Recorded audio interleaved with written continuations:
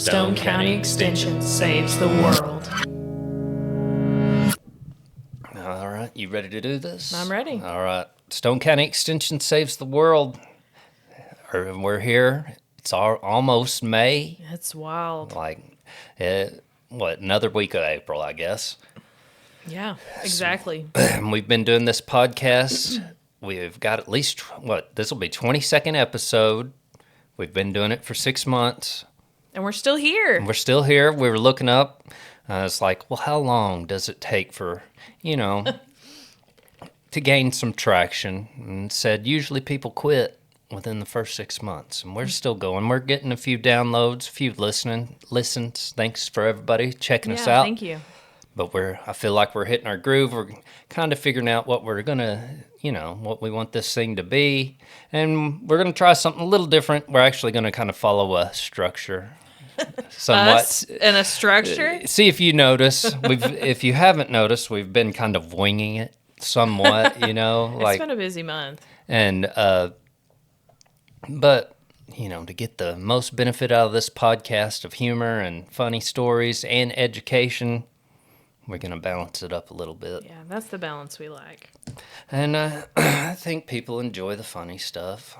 I think so. I think it's real life, and I always love a good story, though. Yeah, I love what's a good going story. on, things that have happened, things that are relatable. Well, speaking of what's going on in your life, anything exciting? So this year, if you've heard the other podcasts before this one, I've talked about starting flower beds. And yesterday I got in 10 white hydrangeas, and we got those in the ground. So I'm super excited. They looked really good. They packaged them well because the delivery driver apparently had them sideways and all kinds of things before they set them down. But I was excited to get them in the ground, and Yeah, I bet that'll be cool. be good.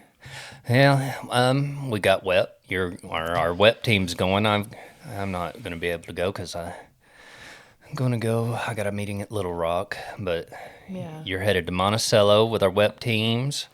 Yeah, we've got 2 junior teams and 1 senior team, and we've been practicing for a little bit, and we've got the previous state winners. Some of the girls are going to volunteer and run the little clover bud contest, and earlier this week we had Get Real Here's the Deal at Ozarka, and that went really well. We had a really fun group. Yeah. Sometimes they're so burnt out when you get to the end of the school year, and I was very happy to get all the 11th graders in our entire county. So I got all the 11th graders in public school, and they kind of bought in, and it's funny seeing the reactions when they're running out of money, and Yeah. it was fun. Yeah, I was running the entertainment. Like, they had to pick something for I made them entertainment. do something. And like eating out, or you could go on a vacation, or you could go on to a concert, and like most of the kids would get to mine and be like, "We're doing the cheapest thing, burgers, $10 a person." I was like, "That's all you're doing all month?" Yeah. Get Real, Here's the Deal. It's a financial simulation from the University of Arkansas. They get a fake job, fake income, and then they have a fake family, and they have to go around and do the monthly bills. So food, insurance, cars, houses, child care. And we had a fun ad. I've not done the It Could Happen booth yet. And so I don't know why it didn't occur to me to ask some elected officials until this year, but Yeah. I had the treasurer, Kayla Meeker, and Heather Stevens, the county assessor, and they had a ball at Yeah. that booth because you draw and you may have to pay $250 or you Yeah. may earn $75. So they had a good time over there. It And could so that's happen, kinda- yeah. And it seems like all that always happens to Tires. me. Yeah. Tires is the one that gets me. Yeah. But Tires, It's real life though. One of them was like your kids' spring photos, and I thought I feel that to my core. It's like, oh, we need $50 for this. yeah. Anyway, It was fun. excellent I program. think it's eye-opening to the kids. Like, a lot of them are like, what? Well, and I hope they absorb a little bit about how you can quickly mess up your credit. Not just how difficult it is to get started and pay bills, but try not to get yourself behind before you're even really started. Yeah. But- Well, so What you got any more educational classes come up? I'm going to have a air fryer and Instapot class. I'm going to have Fulton County and Sharp County agent are going to come over and do that. That's going to be in May. We just finished up 2 food preservation programs. So we just did our joint classes where we talk about preservation and growing it. So we just had pickled asparagus and strawberry jam. And I've got a training in May that I'm planning on hitting hard with programming after that. I'm going to do the Mediterranean. Supposed to be the cooking. healthiest. Supposed to be the healthiest. And it also looks to be like an enjoyable. I mean, you say the word diet and it freaks people out.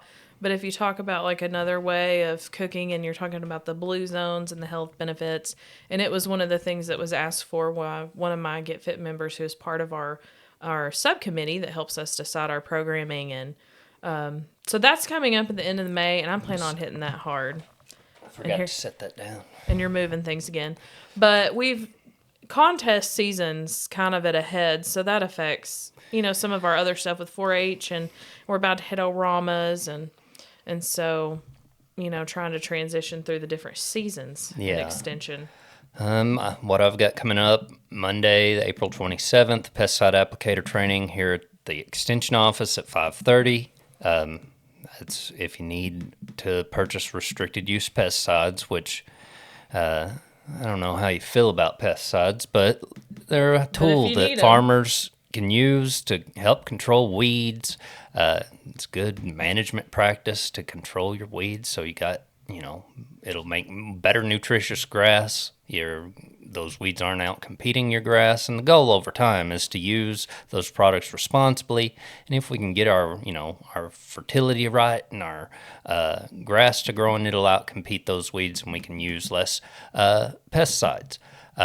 But this here in Arkansas, to purchase restricted use pesticides, you have to have a license, and that's what this training is. It costs $20. Again, starts at 5:30. What date? Monday, April 27th.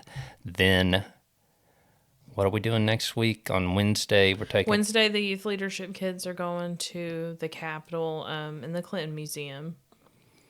That'll be fun. Something else big next week. Small Ruminant Conference is on April 30th. I believe that's Thursday. Yeah. Yep. April 30th, it'll be at the Hilltop Cowboy Church in Heber Springs. Is one of our multi-county programs that we kind of, we move it around. And this one's, we do small ruminants. It should be a pretty interesting training, talking, forages for small ruminants. And if you didn't know, sheep and goats, small ruminants. I think talking forages, are we fertility. A big ruminant? No, we don't. Ruminant. Are we monogastric? We're monogastric. So ruminant, they have the. I know. Okay. Well, what if? But people they may don't not know. They may So- not know. Okay. And I can't remember all the chambers. And There's 4, I think. There's 4. People say cattle have the 4 stomachs. Well, it's 4 chambers, and it's O-mason. the O-mason, abomason, rumen. Reticulum. And reticulum. Bam! Livestock skills lesson right there. And but what these animals do, how they're able to eat grass, which is, if here in Stone County we can grow grass, And stones. So we can throw cattle, ruminants out on our pastures and grow a viable agricultural product, meat or something. And those ruminants are able to graze grass. They'll swallow it, and then they'll regurgitate it, and then yummy. they chew it again, and they call that chewing the cud, and then they'll swallow it again, and that's how they're able to process these. Do they these go grasses. around and just eat it all, and then later it comes up and they chew on it? Well, or do they kind of work? They'll kind of work across pasture and they'll graze a little bit, and then they'll go and they'll lay down, and then that's when they'll ruminate. You'll see them chewing. the cattle over there and sheep. Yeah, I know some people that chew gum like that. I do. Are you one of them? Yeah, Lauren, all the time I'll be chewing gum. If I start doing that too much, Brenda makes fun of me. Yeah, Lauren, I'll be Calls sitting me there a driving, specific and she'll name. just be sitting there staring at me. I'm not big on gum. I'd rather crunch a mint. Yeah. And we have the banquet, our 4-H banquet's on Tuesday, April 28th. April 28th. We're honoring all the 4-Hers and the hard work they've put in throughout the year. And I'm super excited. We have a bunch signed up, even if they're new or if they've been there. I'm really excited about that. Get everybody together and celebrate all the accomplishments. And that's the 28th. That's Tuesday, the 28th of April. One more thing about the Small Ruminant Conference. It starts in the morning. I think we're starting at 9. Run through lunch. And then we're not sure on how many people's going to come. So what we decided to do, instead of providing lunch at noon, we kind of dismiss. Kind of have a break. Have a break, and you can run and get your own lunch. And then afterwards, if you want, it can end, but then we're going to have a FAMACHA training. Oh, that'd be great. I think that there is a cost to that. I want to say it's probably like $10 a person. Is that where you're looking at their eyelids? That's where you look at their eyes, and you'll learn how to do it. And it's just determining like a parasite load. There's a certain parasite called the barber pole worm that small ruminants will get, and it like gets in there and sucks their blood. Talking about, oh gosh, I always talk about worms. Yeah, so that one sounds mean. So it gets in there and it'll drink their blood, and they don't have a lot of blood, and it'll change their color of their eye. Where is it sucking their blood at? It just gets inside their body. Ugh. These worms.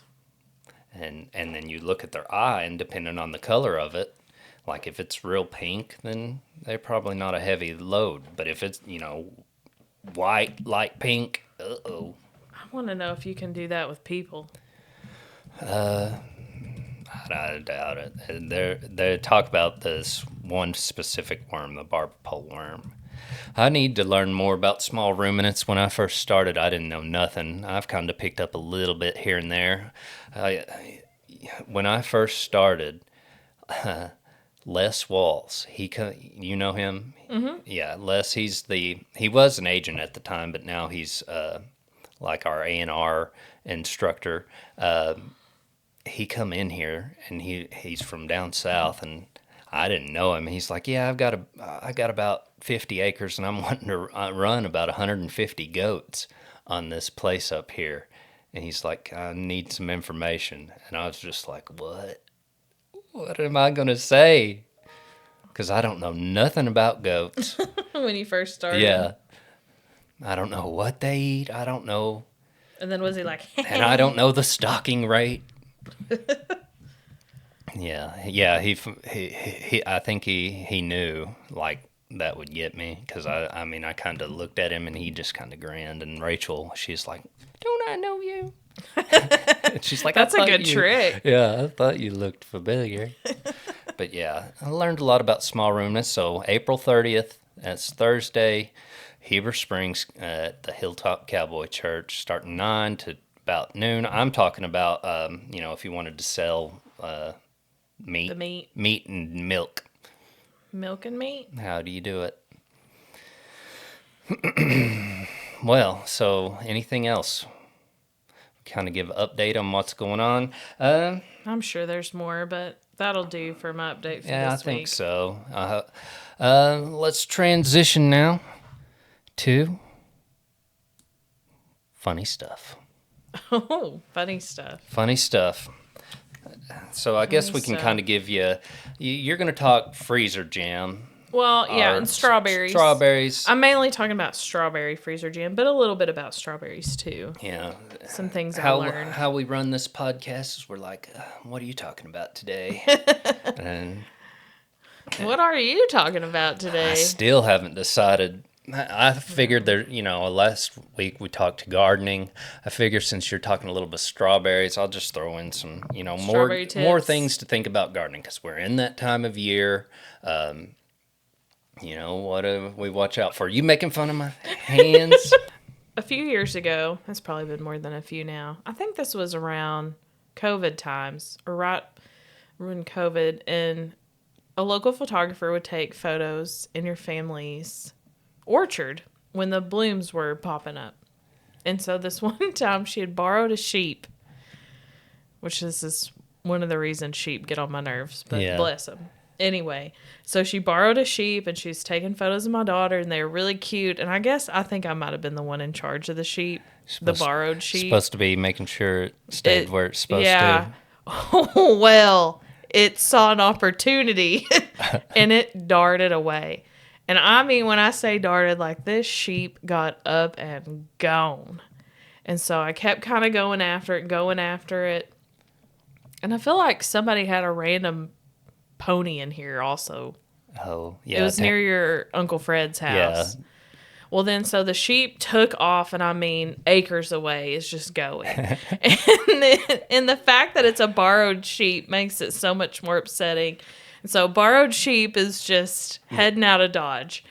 And somehow the angels of Fred and Tanner cast and appeared in a side-by-side. Yeah. Because me and the photographer lady's husband, we were trying to get, I don't know how all this happened, but I ended up like going down a road. Maybe your mom even showed up. Yeah, I remember Mom telling called about her it. in. They get into this whole other field on your neighbor. If y'all know Ricky Stewart and Odie, you know a lot. Anyway, got over there and it was kind of grown up where the cows were, and his cows proceeded to want to kill the sheep. And so, or whatever they were doing, they were just kind of circling around it and whatever. And the sheep was kind of freaking out. Animals. And then your mom wasn't scared of those cows, but they were pretty big wild. The cows were all spooked, like they'll kind of get spooked, and they also are nosy. And so all the cows were kind of after the sheep, and then your mom was helping, and I feel like Taylor might have been there. And then somehow the sheep ended up back in another field, and at some point Fred and Tanner ended up there, and like people were lunging for the sheep, and like it squirted through one of the fences and ended up in another field, and like trying to go after us side by side. I mean, we're talking like 5-6 people trying to get this stupid sheep. Yeah. Well, we kind of got it cornered near a pond, and it jumped in the pond. He's probably hot. Like, no, I think it was like, this is my only chance. Well, it probably would have drowned. And I think Tanner or Fred got in there and got it, and then held it down in the side by side. I was not letting go. Yeah. Or I don't know who ended up with it, and I was like, I never got asked back for that photo shoot. After I lost the sheep, I've never taken orchard pictures again. If you've never chased an escaped critter that don't... Yeah, that doesn't want caught and is nowhere near its normal home. Yeah. It was so spooked. And, I mean, there was no option other than go after it. Yeah. Or it was just going to continue running until it got in the woods or it got lost. Yeah. That was stressful. It is turkey season here in Arkansas. I did think of a funny turkey hunting story. Oh, yeah. We weren't successful, but the whole thing's kind of funny. So I didn't grow up turkey hunting, just learned how to do it from watching like the Outdoor Channel. I think one of the very first times that me and Tanner went and tried to go turkey hunting, like we walked up in the mountain and like sat on a deer stand and just kind of waited and were deer hunting them. Because turkeys, they come through. But we were kind of learning how to call, and we're not a lot of turkeys around where we were hunting.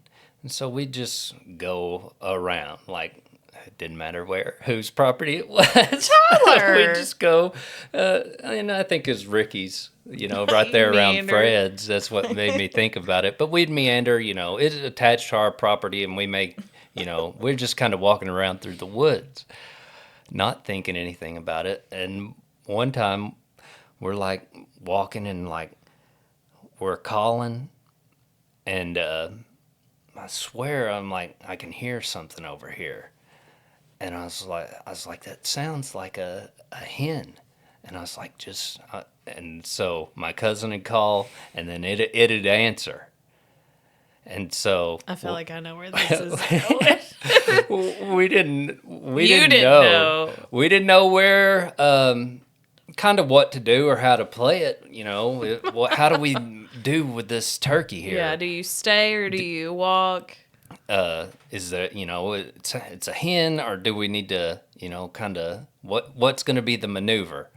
And so I was like, well, I'd seen where people would walk behind their decoy. I'd seen that before.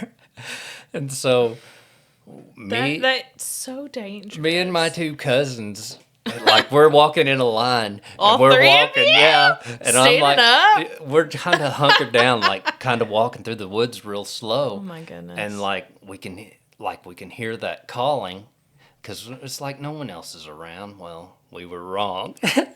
All of a sudden, we see, looked like a Bigfoot, a camouflaged man, run through the woods. So, and then I was like, oh no, there's somebody. And we turn and we run away because we'd seen him. Are you telling the truth? Yeah. And so what we think happened is we were both trespassing. And we both caught one another and we all ran. Oh, yeah, my goodness. Is somebody here?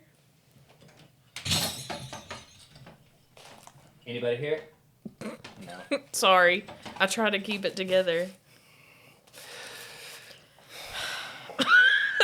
Yeah. What if it actually was a Bigfoot? It could have been. He kind of made a maneuver running through the woods. This is a big guy. I've seen I don't some know who silhouettes. It was. Another time we trespassed, me and Tanner. Sue Gamble has that property across from my dad's. There'd always be turkeys over there. And Sue didn't care that we'd go, but she was leasing it to Lance. Yeah. And I think it was Lance that caught us. And then there was another guy that, I forget his name, lived down the road there. He hunted there too. Well, me and Tanner get there early, as one should. As one should, and we get out there and we're set up. And we're just sitting there camouflage, Just waiting. Spam. And then all of a sudden we hear something, and there's a man walking like we're sitting here, and he walks 5 foot behind us, just walks by us, and I was like, oh no, we better get out of here. And so So what'd y'all do? we just kind of got up and we're gonna ease back around. Well, as we're trying to get it repositioned, I don't know who it was, but I imagine it's Lance, is a man and his boy. And he's like, hey, who are you? And we're like, Bill, bro. He's like, yeah, get out of here. Y'all ain't supposed to be here. Did he really? Yeah. Did you ever tell him? I'm not for sure if it was him, but it has to be. You should ask him. But it was me and Tanner, and we just and as we were leaving, we heard one gobble, and we thought about going for it, but. If he hears this, we'll not get any sponsorship at our farmstead anymore. Well, we didn't kill a turkey. We should have. Maybe they were just successful. Stayed. Yeah. It ended up, goodness. they were like, oh, didn't mean to. Somebody had talked to Dad, and they're like, oh, we didn't mean to scare him off. So we've had permission somewhat to be there. You had permission, but they didn't know you were there. Yeah. But that's funny. Getting into mischief as a child is, that's learning how the world works. And transition. Send your youth to us, people. Yeah. That's why we're that in. Maybe I don't know. That's why we're so good at dealing with youth. We've been there. We were youths once.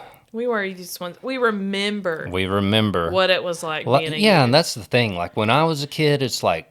I don't think they remember. They didn't remember what it's like to be a kid, and then you hear about stuff you later, hear about and stuff you're like, now when you're almost 40, and you're like, what? Yeah. Y'all were way worse. Yeah. My dad told me about throwing eggs. That's worse than dough. Yeah. At least dough. Yeah, whoever, I don't know who you are, I don't know what, but apparently it took someone's eye out. They're blind. We've never done anything like that. No. Mm-mm. Yeah, but we remember what it's like to be kids. Yeah, definitely. Every now and then I forget for a moment. And then I remind myself that, you thought you were cool once too. Yeah.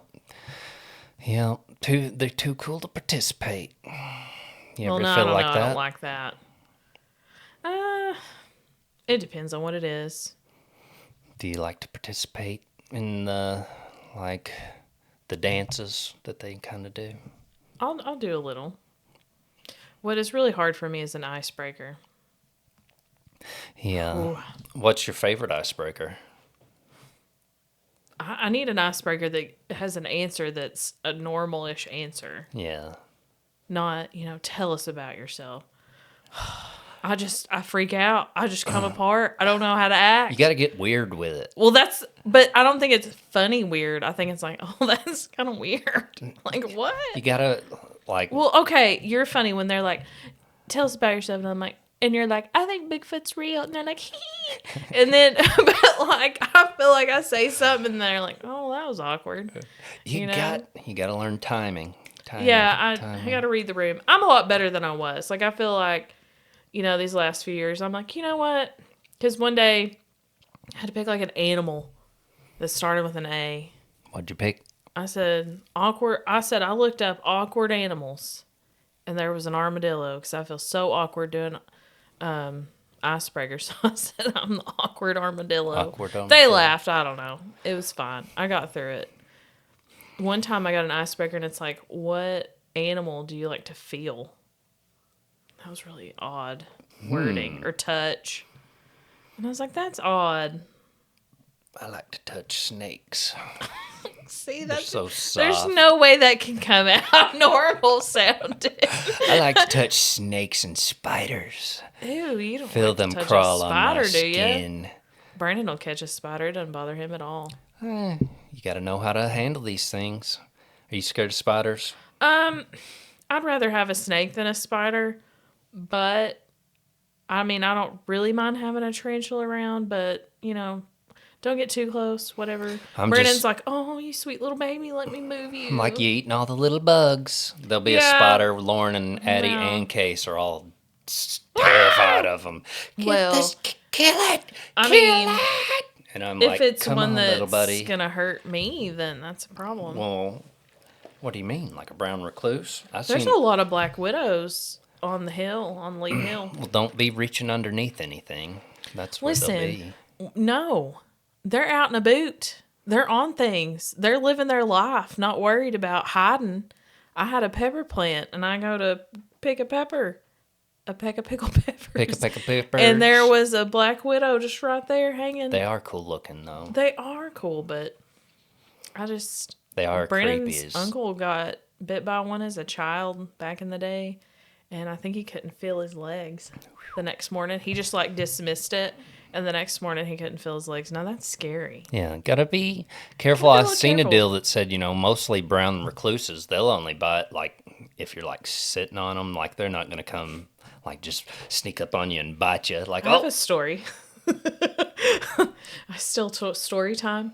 So, one time, I was a grown kid, and we were at my friend's Kayla's house, and we were playing hide and seek as grown college age kids. I'd still play hide and seek.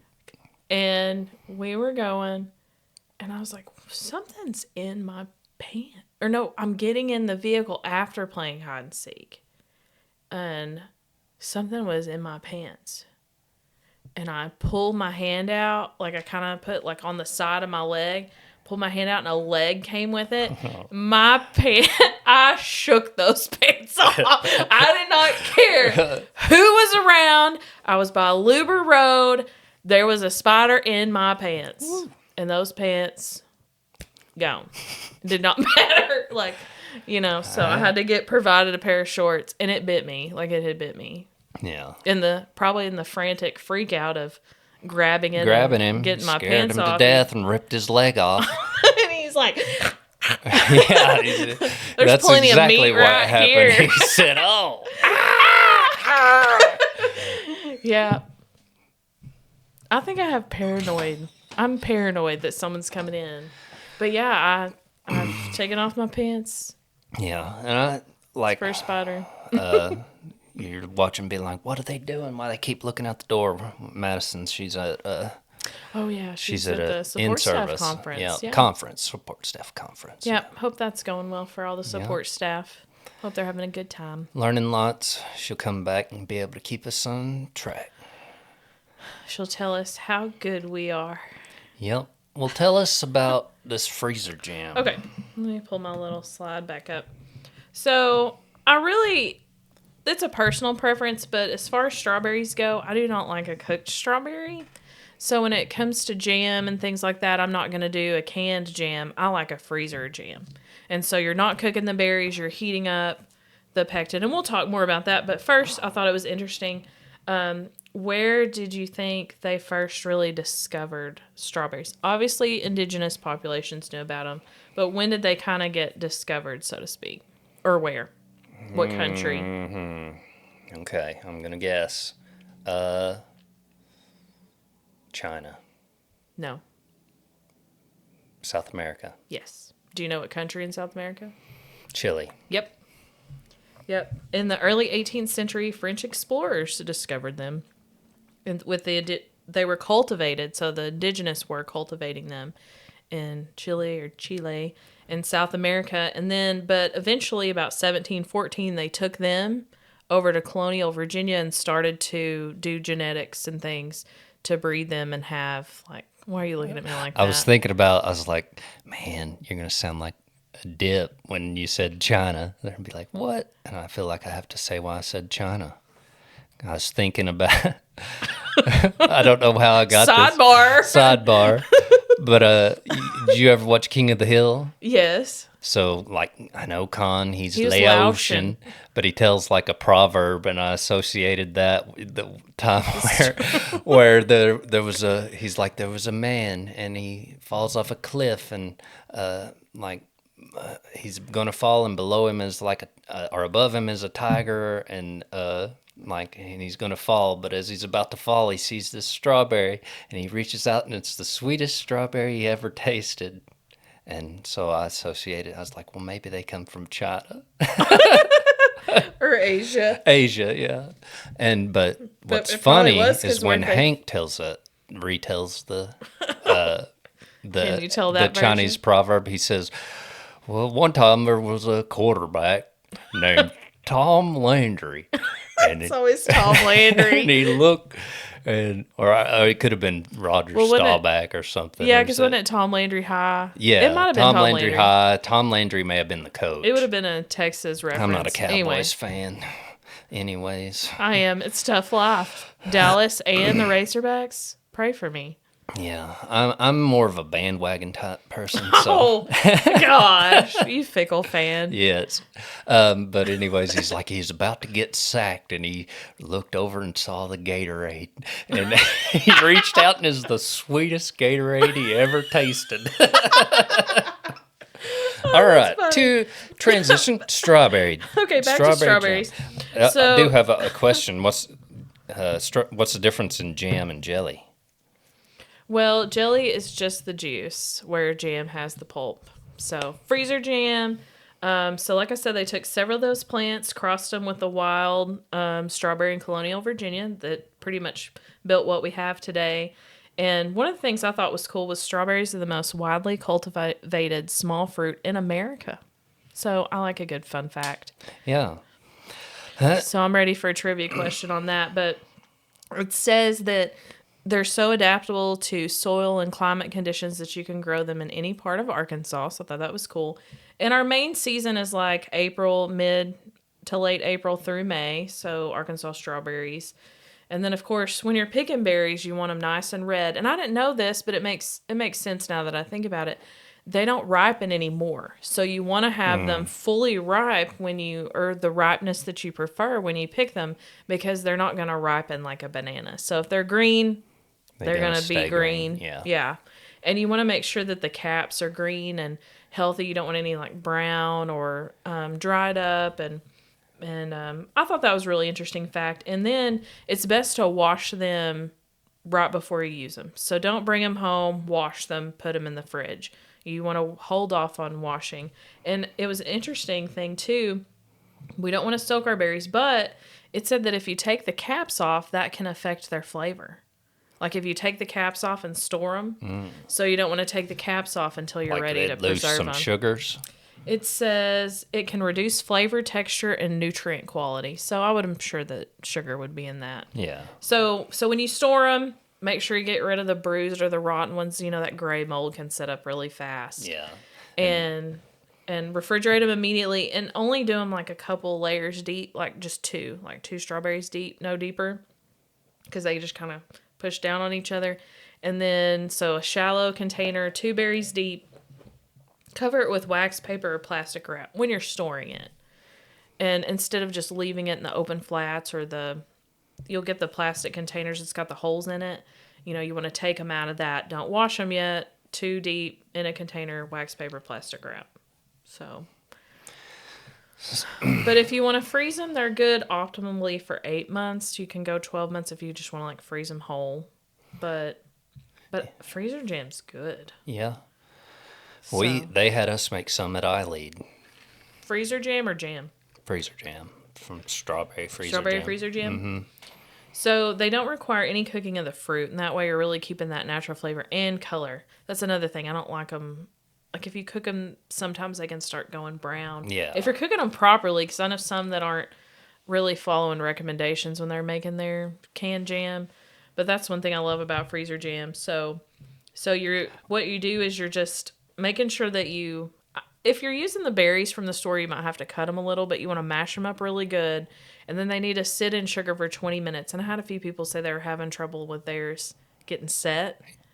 And I think they weren't letting it set in the sugar long enough. Why do they call it freezer jam? Well, so we're going to heat up our water and our pectin. And we're using fully ripe fruit. And when you're canning, you typically want to use not fully ripe, like a quarter of the fruit not fully ripe, because you're wanting the natural pectin to help with the powdered pectin. But in this case, we're going to take like, for this recipe that we have on the UAEX website for strawberry freezer jam by Terry White, you have 1 cup of water and 1 package of powdered pectin, and you're going to heat that to boiling and boil it for a minute. And then you're going to add it to the sugar and strawberries you've had sitting there for 20 minutes. You're just going to stir it, let it sit at room temp for 24 to 48 hours, and it'll set up, and then you put it in the freezer. So your preservation method is freezing ultimately. Okay. But when you let it thaw, it still has that nice jam quality. And here we got the phone ringing. And we'll pause. So we're back. Well, we had a phone call, took a kind of reset. We were talking freezer jam. Yep. Told all the folks. So it's a way that we can, utilize strawberries. That maintains their color and freshness. And, that recipe is on the UAEX website, and just Google search UAEX strawberry freezer jam and it'll pop right up. And if you have any questions about it or want me to send it to you, I'd be happy to. So, let's see. Well, as far as the segment goes. Okay, do not leave that burp in there. As far as the segment goes, we're back to a funny story. I feel like we've had a couple good ones. Couple good stories. Okay, I got a kind of a funny story related to strawberries. So, raspberry wine. Who's the FCS agent at Timbo? Agent? No, the FCS teacher. He ain't there anymore. That guy ain't? No, he ain't. Okay. And he wasn't even really, they just stuck him with it. Yeah. Well, don't get too detailed. I'm not going to get detailed. I'm just going to be like, sometimes things fail. So related to strawberries, I have kind of, I don't know if it's funny, but we do demonstrations where we're going out and like showing, how to do something. Or we were doing at this time a variety trial for the horticulture, probably for the last 6 or maybe even more than that. Like the horticulture department, like our this horticulture specialists, they'll do like some sort of horticulture demo that they'll do around the state. And it's been strawberries before. We're doing okra. We did okra last year, and we're doing okra again this year. They've done sweet corn before. Pumpkins, maybe? Pumpkins. And, well, I've never been successful hardly ever at any of my horticulture demos, just because, it's Factors beyond your factors control. beyond my control. So going back to this, the strawberry demo we tried to do one time, they'd got us like strawberry plants, and like we were supposed to plant them in October and then watch them. And I told them, I'm going to work with one of the schools and plant them. And so I talked to a teacher and got them these strawberries, and they were going to get the kids to help and plant and kind of send me the stuff. And I'd email, check, hey, how did y'all get them planted? Did y'all do this? How's it going? I need to come take a look at them sometime. Where are they at? When he'd like, or they would like avoid me, not like answer anything. Oops. Well, finally, like it's like, oh, they're here, and like I went out there to look at the strawberries, and I could tell that they were just planted strawberry plants. Like I was supposed to plant them in the fall, and then I get there like in the spring when they're supposed to be like blooming, producing, and they're just How one did or they two look? strawberry like fresh, just planted like a couple of days Yeah, ago. but how did they look? Just all. Well, they were alive, but they definitely weren't the strawberries we were supposed to plant. Oh. It was some that I was new I one. had probably forgot to plant them, and then when I asked about them, they just went and Did a switcheroo. did on all ya. switcheroo, and it's like, yeah, there they are. Man, you could if those would have produced and you would have like reported back on them, they'd been like an outlier of Yeah. information. But so strawberries, funny. is it funny? I don't know. It's just kind of like, well, I'm supposed to be kind of good at horticulture and doing these horticulture demos, and the first one I've participated in was a bust. And then it's been like that ever since. Like, so the first year, did the strawberries. That's the first one I participated in. They obviously didn't plant them and just threw some strawberry, like a couple. Like I gave them like 30 or something plants. Oh my goodness. And then go show up and there's like 2 strawberry plants out there, and that's them. And I was like, okay, thanks. So I didn't sign up for any of the sweet corns. I did sign up for... You know who likes a sweet corn demo? A raccoon. Yeah. I bet. Maybe I could work with them. I'd always joked, like when we grew sweet corn there for those few years, they would just peel the husk back and take one bite. And if it wasn't ripe enough, they were like, nah. And then the night that you're like, all right, we probably should pick it in the morning. I always joked that they were like in a line and they were like this and they were throwing it to their buddy. Because, in a night, we had 1,000 ears one time we estimated was gone. They move quick. Yeah, dang. They love sweet corn. We need to train those guys to pick. That may be what we need to focus some of this research in, is train raccoons. I think we need to increase harvest of the raccoons. That's a habitat management practice. So we got WEP tomorrow. We need to increase harvest. So sweet corn. Sweet corn, didn't do that. Then the year that we did pumpkins and they provided the pumpkin seed, I think I worked with the farmer, and we're going to get them out, and we're going to put them in plastic. We get them planted, and it hails and destroys them. Oh, that's a shame. Yeah, and then that'd been a fun one. I tried to do the okra one last year, and that seed didn't germinate very well. But this year, it's okra again, isn't it? It's okra again, and I'm going to do it right. We're doing it in the community garden. I got some trays, going to plant them in the greenhouse, going to put them in the community garden and plant them. And I have to make sure we pick up. Yeah. And excuse me. Do them right. So. What kind of varieties do you know? Oh, I'd have to run in there on my desk to remember it. One like a cow horn type. Those are Give me a second. Those are my favorite. Go. He's running in there to get them. I always like the cow horn because they're long, but they're still tender, and you get a lot for a little. Whereas some of those, it's like they're We're going to have to cut that out. What'd you say? I almost said some are not long, but they're thick. There's no way you're keeping that in there. All right. Fuck shit damn. Okay, start over. Fuck shit damn. I just wanted to make sure you took that out. Oh, God bless. All right. So, yeah, we're doing...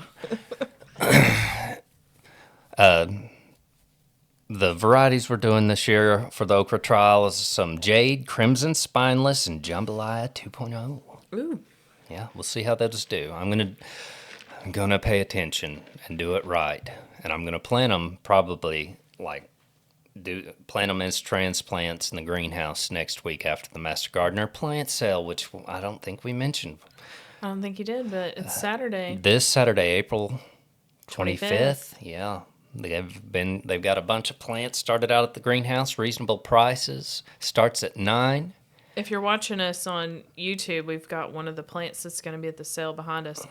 I wanted to carry this thing in here. It's heavy, but it's pretty. We've had a lot of questions about it. Calancho. Calancho. Yeah, it's a neat plant. Yeah, it's it's pretty. So, okra. One thing, if you're wanting to grow some okra, we'll move into some educational garden education. I guess I'll talk about garden tips. We talked about strawberries. For okra and strawberries, I guess I can cover some stuff if you're wanting to grow those. Yeah. Let's see. So strawberries. If you're a homeowner, how do we want to grow them? If we're looking in and wanting to establish some strawberries, what would be the best type of way to plant them would do to be some sort of matted row system or do them in a raised bed. And we're going to get a few plants and plant them, like say we're establishing them this year, space them, I think it's like 18 inches between plants, or maybe it's like 12 to 18 inches. There's different methods, but the goal is we want to space out our plants and allow them to throw those runners off and fill in this first year. And so it's a row where we're planting a few plants and then they'll mat together. That's why they call it a matted row. So the strawberry plant will throw off runners, and it's essentially a clone of itself, and it'll root and regrow, and it spreads out. Then the next year we'll start getting a harvest. Now there's different varieties of strawberries. There's everbearing, which is kind of a misnomer. Doesn't mean they'll start and they're blooming and forever. They'll produce fruit here where we are in Arkansas. If you're leaving them uncovered, not in a high tunnel, typically around late April, early May is when you're starting to get. This time of year, strawberries are starting to come off, getting ripe. And so they'll do that May and June, and then maybe again in the fall, or between the fall, but then they'll also produce another crop in the fall. So May, June, and then maybe a little crop in between, and then a fall crop. And then we have what's called June-bearing varieties, and they'll just produce everything at once. So you're a homeowner, it might be good to have, a mixture of June-bearing and ever-bearing. Some differences also in the yield you'll get. Since the June-bearing produce like all at once, you'll get bigger berries and a little bit better yield. But then you get 2 crops with the ever-bearing if you choose to use that. And not as much, but I went out to a guy's place, and he had like a row of them, and he said they just produce, and he's like, and they spread like crazy, and he's like, I'll just pot these up. And so once we go through and we harvest the next year, so we're just letting them establish the first year. Next year they're going to produce their crop, we're going to harvest, then we're going to go in and we're going to thin those plants back to like 6 inches between each plant.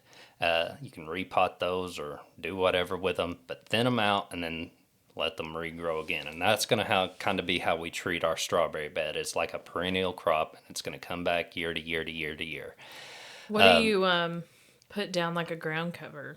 So in the matted row scenario. So if you're doing like a row, or a raised bed. Like in a raised bed, so like, are you talking about like a mulch type stuff?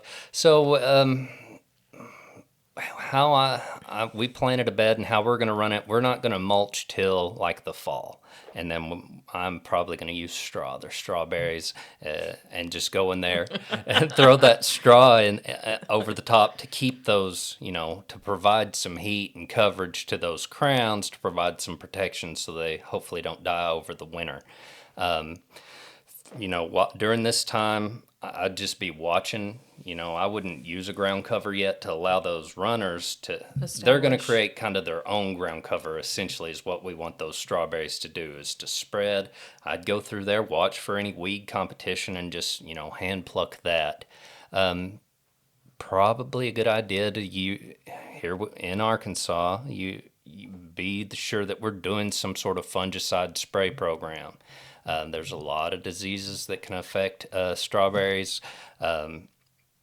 Gray mold, you mentioned that one, anthracnose. There's insects that affect strawberries, tarnished plant bug. There's, everything will get in there and try to destroy your crop. It's Arkansas. And so the fungus is among us. The fungus is among us. So doing a weekly spray schedule, fungicide spray schedule, it's to protect, and we do that before that disease shows up. So we're providing that protection, because you miss a week, don't spray, disease can take hold like that, and you're SOL, if you know what that means. No strawberries for you. Yeah. Strawberries on, what would SOL? Strawberries on a leash. Strawberry on the loose. Strawberries on loose. I don't know. My mother-in-law has edible landscaping. Sorry, and Whitney's just been grazing and eating all the strawberries. None of us have had a strawberry. Yeah, she just goes out there and picks them. Yeah.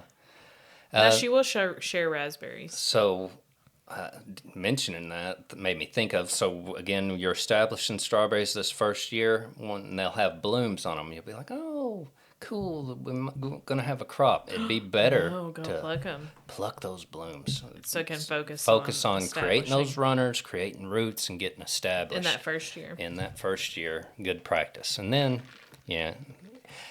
just watch your production. Again, they're going to clone themselves. You can repot those. You could cut off those runners, repot them. Let's talk commercial production, how they do it. It's kind of different, and they'll do it like a lot of people do it in plastic culture, where they'll go out and they'll we've seen it where they'll put down the plastic in rows, and then they'll plant 2 strawberries. They're about 2-foot rows, and they'll plant like a strawberry side by side, and then spaced every like 2 foot or so. And in that, it's like an annual crop. They'll plant that in the fall, allow that to overwinter and grow, and they're protecting it from frost and everything. And hopefully, if we get good weather and protect the blooms, this time of year those are starting to bloom, and we're gonna go out there and harvest those berries. They will also try to throw off runners, and they'll go in and they actually pluck those runners off. And then so that strawberry, say it's going to throw those runners, say you wanted to start a new plant, you could cut that runner off and repot it, and it'll root. But in commercial, that's what they're doing. They're trying to increase fruit production, and they run them like an annual cycle. So once they produce, they'll pull all those up and restart, and that's how they run an annual. Using high tunnel, we can extend our growing season to where it's April or late April, May, June that we're producing. If we grew them in a high tunnel, it may be we're starting in March, and we can get a jump on if we're growing them in a high tunnel, to get ripe a little bit sooner to extend our selling season. I like okra. Do you like okra? Yeah. That had so much confidence. All right. Yes, I do like okra, since we're talking about it. Still, I like fried okra and pickled okra. I like it. Yeah, but, you do like pickled okra. Have you ever heard? Well, my mind went blank. What that comedian name? Clower. What? Oh, Jerry. Jerry Clower. When he talks about okra, boiled okra. No, I'm not. Slimy boiled okra. I'm just kind of Hey, like, we had one of our Cajun people that brought us okra that one time. He told us that you got to put a little lemon juice in it and it won't be snotty. So, tips. You got to listen to this podcast. That's what he said. I was like, oh, life changing. Not that I have snotty okra, but if I did, but I was already adding an acid to my okra. Okra, yeah. So if you want to grow some okra, it is a warm season. Not one that you would want to plant in the soil early in the spring because we want to wait until the soil temperature has risen and at around 62 degrees, and at least for like 10 days. And it's not been that yet. Yeah, we want that soil temperature warm. So we're looking where we're, northern Arkansas. That's, mid-May almost, probably by the time we hit that. Maybe if you're in southern part of Arkansas, it might be this time of year. Sooner. But so you can start okra from seed, go to transplant, but you can also like direct seed it. I think I've only direct sown okra. The seed is pretty hard. It'd probably be recommended to like boil, kind of do some that just sounds wild. scarification. Boil that seed, kind of loosens up that hull, makes it more likely to germinate, softens up that hull, because if you pick one up, it's pretty hard. So and that's probably why I didn't have good success last year germinating them, because I've like only one variety I had germinated last year, and then I was trying to start them inside, and what I'd messed up on is I was using a heat pad, and this, like, if you're wanting to start transplants at home, maybe that's where learn from my mistakes. So, we want to use that heat pad again to increase that soil temperature, but if you don't watch it very close, like, they'll germinate and they'll get leggy quick. Like, and that's what happened to some of my okra. Is like I planted it and I'm watching it and I'm keeping it here at my office, and then go home over the weekend thinking, I'm going to heat up this soil temperature and it'll take like 7 days to germinate. Well, I heat up that soil temperature and they just happen to germinate in 4 days over the weekend, and they get real leggy. But then other varieties I planted, they never come up. I didn't do any scarification Even to with the them, heat or pad? didn't heat them up. No, they just didn't germinate. So, there's a lot of people call us all the time with gardening issues, and it's like, I'll ask questions, and I don't want you to think that I think that you're dumb, like, but I'm going through a checklist. Like, if I ask you, well, have you watered? Don't be like, well, yeah, duh. I'm just making sure, because some people may forget. That's you just have to check off. You have to check off the list. There's a million things troubleshoot that could be happening to that plant. And so we work our way through. Is it a problem with the roots? Is it a problem through? So people will be like, this didn't germinate. Well, check on, what are you trying to grow? Do a little bit of research. Does that seed need to have some scarification, which would be like you're scratching up the seed. You're or not boiling. scaring it? Not scaring it. Is it scarification or scarification? I don't know. Don't ask me about pronunciation. I'm from northern Arkansas. You're just a hillbilly. Hot dog. I don't know if I had to jump around a corner. Yeah. That stuff. What is it like? How do you say pin? Oh, there's somebody. Pin. Oh, we'll take a break. We got Robin. We're back again. We took a break for our ads to run, all the ads we have, because we're so popular. Yeah, phone calls. Yeah. Yeah, so I don't really notice you saying a lot of words funny, truly, though. I have a few things. Yeah, pin. We were talking about pin, because... Pin. And you said... It's like a riding utensil, or where you're putting animals, it's in a pin. That's a pin. They're spelled differently, but they sound the same. They sound the same to me, pin, but I'm pretty sure up north it's like... Pen. A pen and a pin. The word I say funny is OWL. Owl. An owl. An owl. That's how you say it. But I anyways. don't say it like owl. How'd I you say it? owl. An owl. An owl, like an Albert? Yeah, that's how it comes across. And then I have a hard time saying the word pinch. I normally just say pinch. Pinch, yeah. Pinch. But we were talking about scarification. I don't know how you pronounce it. Scarify. And now I'm like not 100% sure that's even what, because there's. Let me hurt your confidence. There's like scarification, stratification. There's another one that. Oh, there is? That. Things you do to a seed? Yeah. There's vernalization. I think, and I can't remember. But I'm pretty sure scarification is where you rough up that seed. You beat them up a little bit and say, germinate you.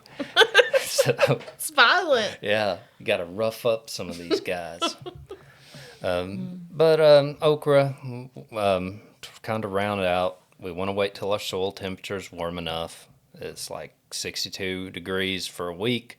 And we can direct seed it. We can start it from transplants. Want to probably scarify that seed a little bit, you can look it up. We have a fact sheet about it. Heat up some water, just soften up that seed, allow better germination, and harvesting. So once you start harvesting, you got to stay on top of it. And it's about every 2 days that you want to harvest. They'll get tough, and they'll get tough quick. You'll go out there and it'll be like, oh look, I got another little okra, and then you'll forget, and then I'm gonna go check on that little okra, and he's like that, and you try to chew on it, and it's like chewing on a piece of cardboard. So I think that's wrap up the education. We'll go kind of updates again, what we've got coming up real quick. Again, I've got the pesticide applicator training, April 27th. That's this coming Monday from when we're recording this. This will come out probably Friday. What's tomorrow? The 23rd? No, 4th. Tomorrow's the 24th. 24th. I keep wanting to think that like Saturday's the 26th. Yeah, I think don't it's know confusing. Well, we have our 4-H banquet on Tuesday, and then youth leadership on Wednesday of next week. So the 28th and 29th. And I feel like there's something else. I had the small ruminant conference at April 30th, starting at 9, Hilltop Cowboy Church in Heber Springs. Early May, we'll have our county Oramas, and then I need to get out that we're going to have the air fryer and Instapot class. So if you're interested in that, get a hold of me now, and I'll go ahead and add you down. And I have agents coming from other counties to teach that because they have done a lot with it. And then I'll have my Mediterranean cooking training, and then this summer we'll be cooking a lot of stuff. We'll be cooking up some Mediterraneans. Sure.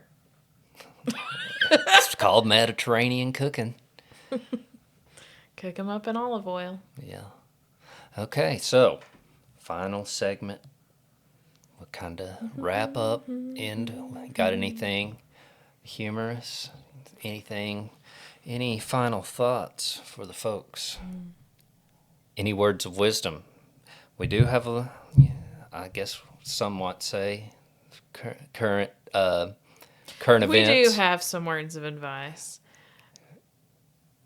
Some social media etiquette could go a long way. And our advice is to not say anything. Yeah, don't. Really, if what you have to say is not going to contribute in a positive manner or help anybody, just don't put it out there. Yeah, because we all still got to live together, and we're going to be in the same community. Yeah. I know as well as anybody, things you say, people remember that forever. Yeah. And so, try to keep it in. Yeah. And try to give people some grace. Well, we're all people. We've all made mistakes. True that. We all will make more mistakes. Yeah, that's the truth. So, but we try to get better. Right? That's it, yeah. That's right. Somebody just showed up, so we'll sign off. Over and out. See ya.